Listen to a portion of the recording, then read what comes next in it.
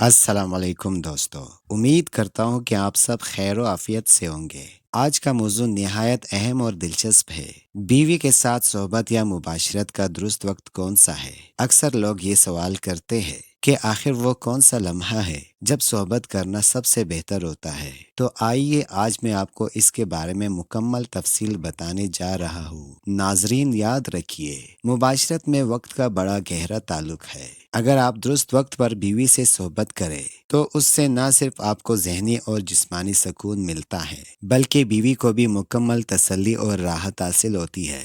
लेकिन अगर वक्त नामुनासिब हो तो ना मज़ा आता है और ना ही सेहत पर अच्छा असर पड़ता है। सबसे पहले ये समझ लीजिए कि खाना खाने के फौरन बाद हम बिस्तरी करना सेहत के लिए नुकसानदेह है। भरा हुआ पेट जिस्म को बोझल कर देता है और लुत्फ भी खत्म हो जाता है। अगर आप असली सुकून और अच्छी सेहत चाहते हैं तो सबसे बेहतरीन वक्त रात का आखिरी पहर होता है। उस वक्त मर्द के नफ्स में कुदरती तौर पर ज्यादा तनाव और तवानाई होती है। तो नतीजा ये निकला कि रात का आखिरी पहर हम बिस्तरी के लिए सबसे मौजू और फायदेमंद वक्त है। इस वक्त न सिर्फ लुत्फ में इजाफा होता है बल्कि दोनों को ज्यादा इत्मीनान हासिल होता है।